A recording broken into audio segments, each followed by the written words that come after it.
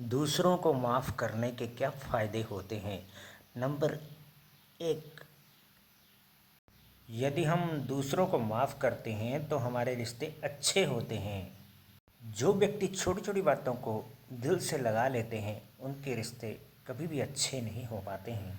अतः यदि आपको रिश्तों को अच्छे बनाना है, पहले से बेहतर बनाना है, तो दूसरों को माफ़ करना सीखें। यदि कोई व्यक्ति गलती करता है तो सोचो कि यही गलती यदि मेरे से हुई होती तो मैं क्या करता या फिर मैं क्या करती। इंसान से तो गलतियां होती ही रहती हैं, कभी आपसे गलतियां होती हैं, कभी दूसरों से गलतियां होती हैं। यदि आप बड़ी गलतियों के लिए अपने आप को माफ़ कर सकते हैं तो दूसरों को क्यों नहीं। नंबर 2, दूसरों को माफ़ करने का एक बहुत बड़ा फ़ायदा ये होता है कि इससे हमारा स्वास्थ्य ठीक होता है। इससे हम चिंता मुक्त हो जाते हैं और यदि हम चिंता मुक्त होते हैं तो हमारा मन शांत हो जाता है और शांत मन ही एकाग्र होता है। शांत मन से ही अच्छा स्वास्थ्य मिलता है। अशांत मन में चिंता, भय, तनाव होते हैं। अशांत मन के कारण ही BP high, BP low, heart attack जैसी बीमारियां हमारे अंदर घर करती हैं। दूसरों को माफ़ करने का तीसरा सबसे बड़ा फ़ायदा ये होता है कि इससे हमारे काम अच्छे होते हैं।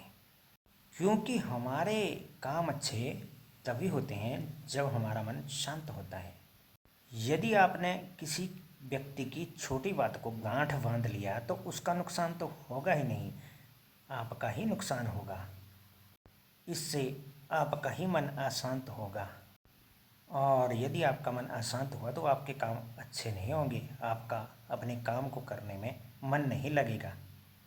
आपके अंदर बदला लेने की भावना घर कर जाएगी। जिस व्यक्ति से आपको बदला लेना होगा आप हमेशा उसी के बारे में सोच सोच कर परेशान होते रहेंगे। और यदि आप उस व्यक्ति को मन ही मन माफ़ कर देंगे जिससे आपने बदला लेने की सोची है तो आपका मन अपने आप शांत होता जाएगा और आपका मन अपने कार्य की ओर को लगेगा।